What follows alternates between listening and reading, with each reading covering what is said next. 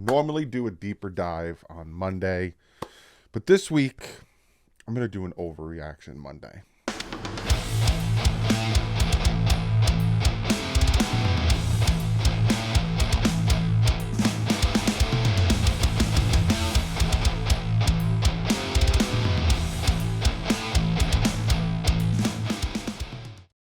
What is up, Finn fans? We have got a bunch of things we need to talk about after what the Miami Dolphins showed on defense yesterday against those Buffalo Bills. So we're still going to do our little deeper dive spiel when I go to, breaking down the stats, seeing where we're at statistically with the offense and a little bit with the defense. But also, we're going to get into a little bit of spiel about, to me personally, what's going on with this team, most specifically on the defensive side of the ball. But before we jump into that, I do have to shout out some new members today. And that is a big old one. We have Mark Richardson, Birdman, Billy Alberton, New Attitude, Fernando Romero, Chris Brown, Tyler, Crimson Yo, Soulflow Soul, Michael Murray, Andy Wilson, Doug, hey, good name on there, and NJ Fins 3153. Shout out to you guys for joining and becoming members. If you want to become a member, it's the join button next to the subscribe button. If you'd like to become Patreons, it is a link in the description. You guys on the membership side get a lot of perks, especially when I'm live. You on the Patreon side get some cool little tidbits and cool little stuff and videos on the Patreon. So let's jump into this. First, we're going to go over some stats. Tua Tagovailoa with 1,306 yards on the season passing. That is still number one in the NFL. 9 touchdowns. That is tied for second in the NFL. 4 interceptions? I didn't write it down. I'm going to look it up while I'm talking. 114.4 passer rating. That is tied for second in the NFL. And a 71.3 completion percentage. 3 interceptions. Like I said, a 71.3 completion percentage. Still doing well there. Tua, again, some people want to blame Tua for yesterday's loss. I'm not one of them. I think he did well. Do I think he did enough to help us win? Like, how much are you going to put on them? Some people are overanalyzing how the offense worked, but I will get into that in a second. Devon Achane, 309 rushing yards. That is 6th in the NFL. 4 touchdowns. That is 5th. Raheem Mostert, 249. That is 15th. That dropped down. 6 touchdowns, though. He is tied for 1st in the NFL. And Tyreek Hill, 470 receiving yards. That is number 3 in the NFL. And 4 touchdowns. Is tied for 1st in the NFL with Stephon Diggs. When it comes to the defense, they are 25th in yards per game, 28th in points per game, 25th in passing yards per game, 22nd in rushing yards per game, and they are 18th in the NFL in sacks. So before I go into a little bit of spiels, I want to play you this clip from Friday's preview video. Talk about don't look back. This is going to sound harsh, but 70-20 will mean absolutely nothing if you lose this game. 3-0 will mean absolutely nothing if you lose this game. Now, I understand it's not the be-all, end-all, and it won't dictate the season because it's week 4, and you'll be 3-1, and you can continue at whatever dominance you have because, you kind of face teams that aren't as good. You got the Giants, you got the Panthers, you got certain teams. But if you lose to the Buffalo Bills, then that's 70-20. Again, looking back, the Chargers game, the Patriots game, those games just show that, and again, this is going to sound harsh, you're a fraud. You faced inferior teams. You took advantage of the inferior teams as you were supposed to do. But once you came up against a good team, once you came up against a hard team, once you came up against a team that is favorited to win the division, you crumbled. You lost. And it's just another situation of Dolphins being Dolphins, and they can't take the big game when the time comes. And that's what we need to fight against. That's what we need to not look back on. And you can see in the video, I talked about the fact that if the Dolphins lost yesterday's game, which unfortunately they did, everything would be wiped, right? and the national media is going to talk about it, and hell, even Bill fans are talking about it. How, 70-20, but we beat you 48-20, and oh look, you can't beat any good teams. You know, you beat these other teams, and you got whomped by the Bills, and yada yada. Everything I said in the preview video, if they lost, is coming to fruition. I wish they didn't lose. I picked them to win, but unfortunately, they did. It's just we needed to see it not be the same old Dolphins, like I said in that clip. We needed to see them go out and face Buffalo and be like, hey, we're banged up. They got don't get me wrong, Buffalo got banged up. Tre'Davious White, I feel horrible for him. They got banged up. They had to come out and they had to play better, specifically on defense. And that's where we're going to talk about it, right? Because some people want to say, hey, you know, they shifted to man, or hey, they did this on defense and blah, blah, blah. I don't think schematically wise or scheme wise is what affected the Dolphins offense. I think what affected the Dolphins offense is the fact that Teron Armstead went down and we had Liam Eichenberg playing center. Liam Eichenberg took 7 points off the board that was thrown to Jalen Waddle in a situation where we could have been down by 1 score instead of at that time, then all of a sudden being down by 3 scores. Liam Eichenberg kind of was the hindrance to that. Penalties didn't help a lot. You know, the Cater Kohu pass interference and some other things didn't help a lot. But on offense, all of a sudden, you go down by 28 points. You go down by 14 points against Buffalo, and you know your defense can't stop anything. Your whole plan and your whole scheme on offense goes out the window. You can't really focus on the run because you got to score quick, because you need to have enough time to get the ball back. You need to have enough time to have more possessions to catch up to said offense that you're facing. And all of a sudden, when your defense keeps letting them score and letting them march down the field and letting them eat up the clock, all of a sudden, your offensive game plan goes out the window.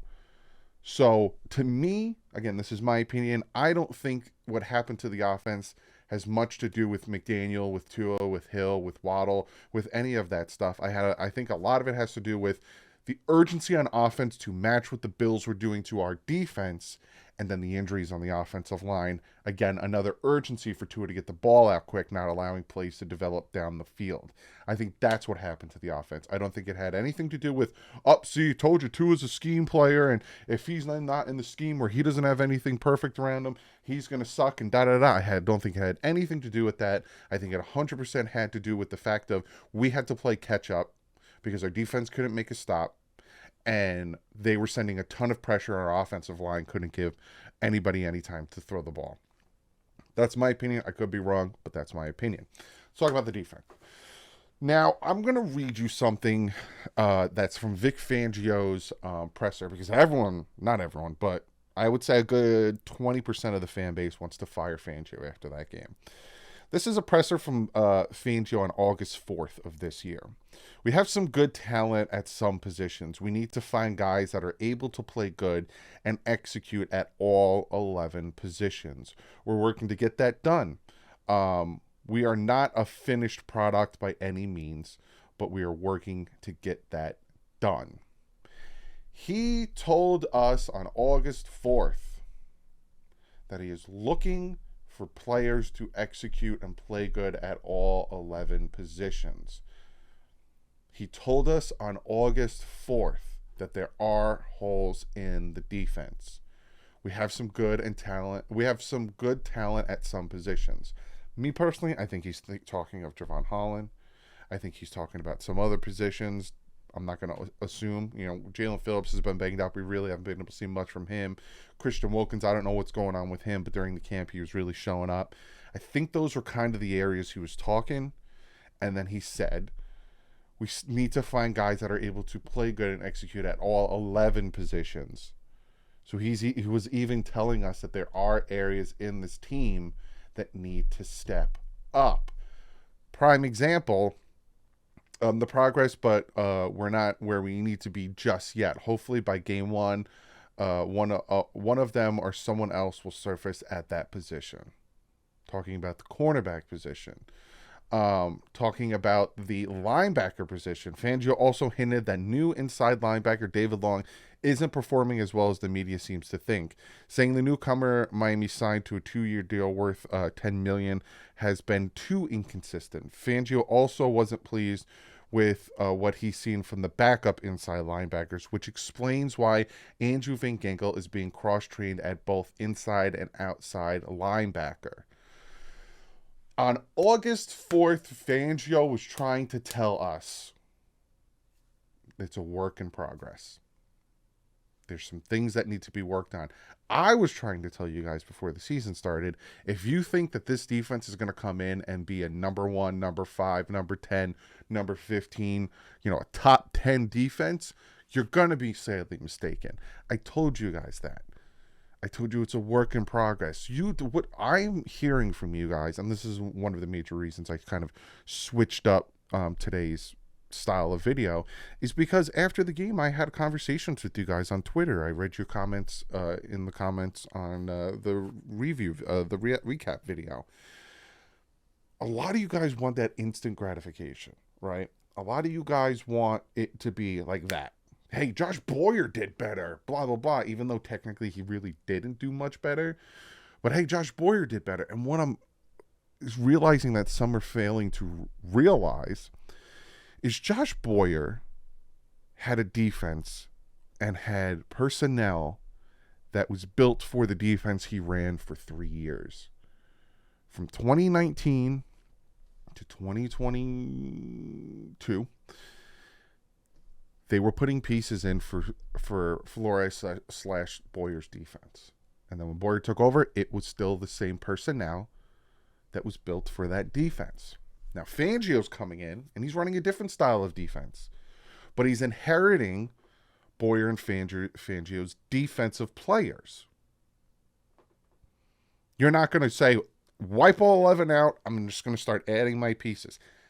Logistically, that doesn't work. That's not how that works in the NFL. Now, is that an excuse? Am I making an excuse? No. Those are cold, hard facts.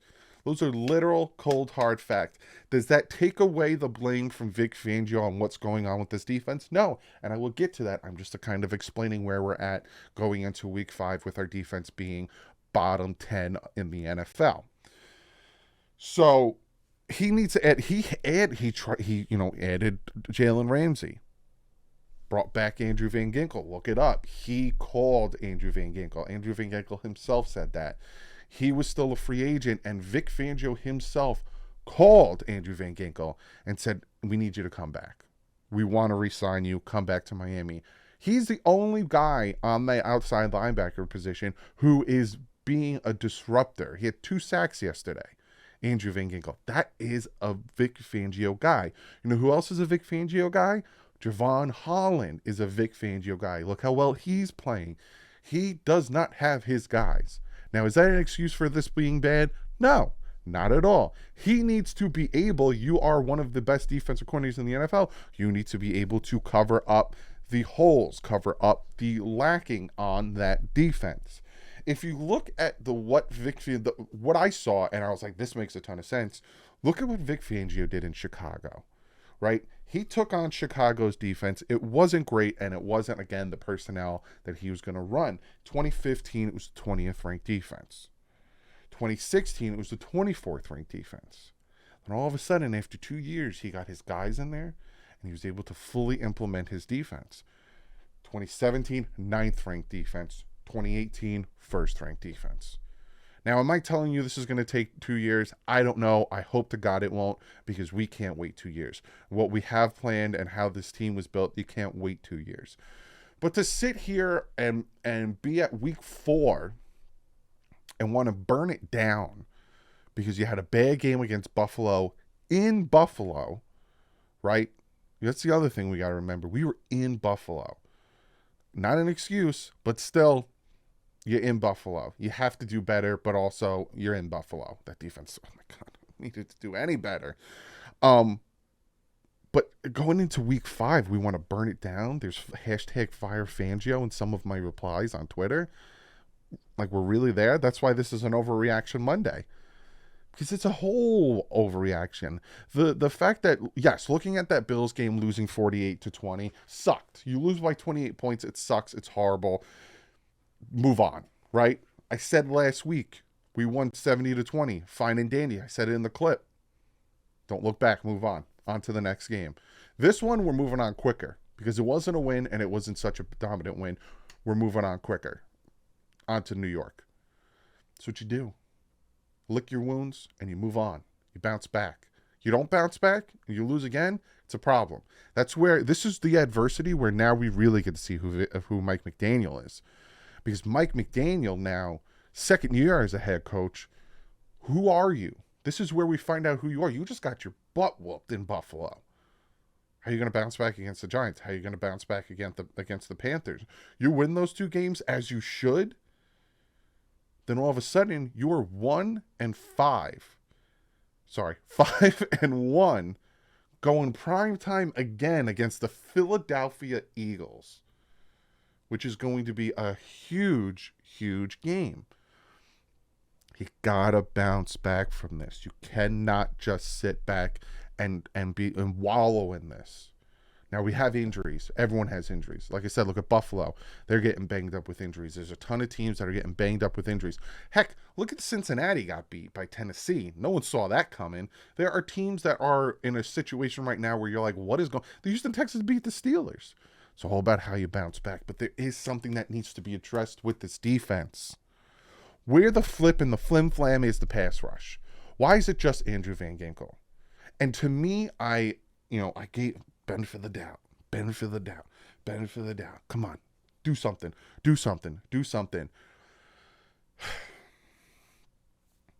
Bradley Chubb. What's going on? Just what is going on? He is nothing like I thought the Dolphins were going to get. He gets no pressure. He did well against the Patriots. Other than that, I just never see him getting close to the quarterback. I never see him really like when Andrew Van Ginkel's out there, it's like boom, he's like getting there and he's ripping and he's quick and he's fast. Bradley Chubb always seems like he like makes contact with the offensive lineman and kind of is okay with, I'm okay with being here. I don't see him ripping and trying to get around the offensive lineman to get the quarterback. I'm not slowly, but I got 1 foot left to give this kid another shot. Because Bradley Chubb, trade bait for anything. You trade him this year, you trade him next year, you save $20.5 million if you trade him next year. You got to trade him because he restructured his contract. Will they trade him? I don't know. Do I think that if we had Vic Fangio as our defensive coordinator last year and Mike McDaniel and Chris Greer came to him and said, hey, we're going to try to trade for Bradley Chubb, I don't think he'd give him the green light. Just like him and Butch Berry probably didn't give him the green light about bringing in Dalton Reisner. I think Fangio would be like, nah, don't do it. Save your first.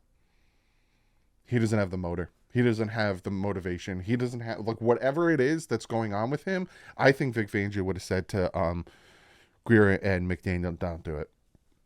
Don't do it. Why are they giving him up? Why is Denver giving him up? But it's not even him. Christian Wilkins. You want to get paid, but you're not showing like you want to get paid. There's still huge gaps up the middle for the run. You're not getting pressure up the middle, which is hurting the exterior pass rush. You want to get paid top defensive tackle money? There's no production in the first 4 weeks.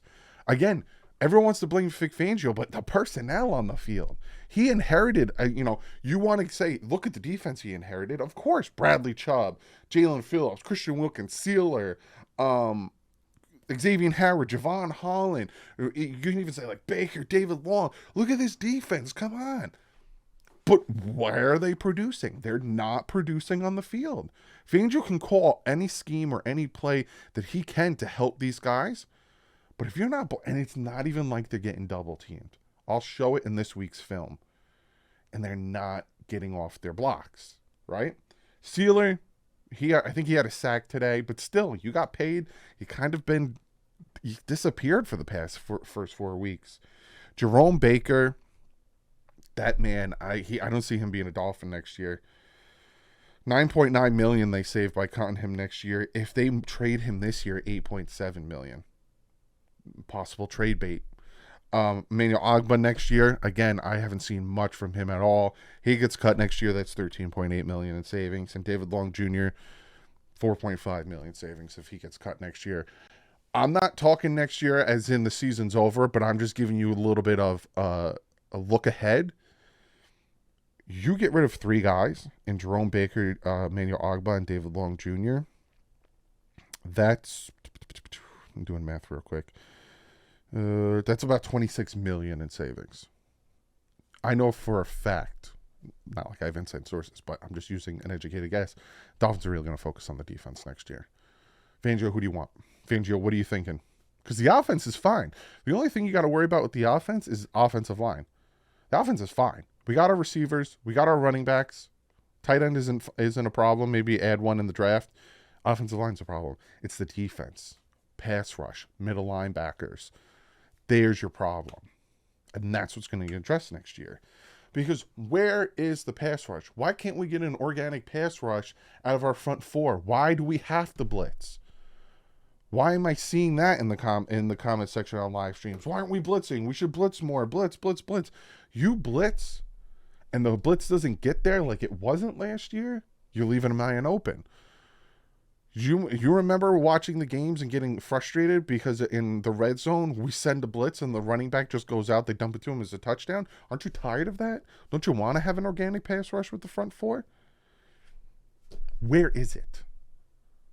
Fangio needs to find it, and these guys need to do it. Jalen Phillips, hopefully he comes back next week against the Giants. I need Jalen, my man. You had 8.5 sacks. You went down to 7 sacks. You get a ton of pressure. You gotta finish it. I need you. I'm a huge Jalen Phillips fan. He needs to finish. If we can have Andrew Van Ginkel on one side and Jalen Phillips on the other with their speed, and if they start to produce, sit Bradley Chubb down. He's not doing anything. And then dangle him out. Hey, give us a 6th, and we'll give you Bradley Chubb. Hey, give us give us that center, your second string center, and we'll give you Bradley Chubb. Just take him, and we'll eat half his it's frustrating, and I get your frustration because I feel it as well. But it's not 100% Vic Fangio's fault. And for people to say fire Vic Fangio, it's just an overreaction. Gotta give the man time to cook. He's trying to reheat a chicken parm while making pasta at the same time. See what I'm trying? Like, you get what I'm trying to say? There's already a cooked meal over here that he's trying to fix, at the same time cooking something over here and adding to it. Gotta give him time. But hope you guys understood what I'm trying to say in this video. Comment below. Very interested in what you guys think. What do you guys think about Bradley Chubb? What do you guys think about there not being an organic pass rush? What do you guys think about Vic Fangio? Do you think he should be fired, or do you think, to the people who wanted him fired yesterday, you were kind of just pissed off in the moment? Comment below. Let me know what you guys think. I'll see you guys tomorrow with the film breakdown. I think I'm mostly going to be focusing on the defense in tomorrow's film breakdown. There's some offensive things we'll talk about, like Tua's pick, and I'll kind of see. A lot of people were wondering if Jalen Waddle was open. Kind of see what the Bills defense did. But yeah, and like I said, I've been telling you guys, I'm going to Miami on Sunday. I'll be there Saturday. Going to the Giants game on Sunday. I have a meet and greet set for outside the stadium. Dolphins kind of hooked me up with that, so I'll let you know where that's going to be. And you want to stop by, say what's up, I'll be there. And if you see me around Miami, I'm going to be staying in Miami. If you see me, don't hesitate to say hey or whatever. But I'll see you guys tomorrow in the film breakdown. But like usual, stay classy. F***ing top.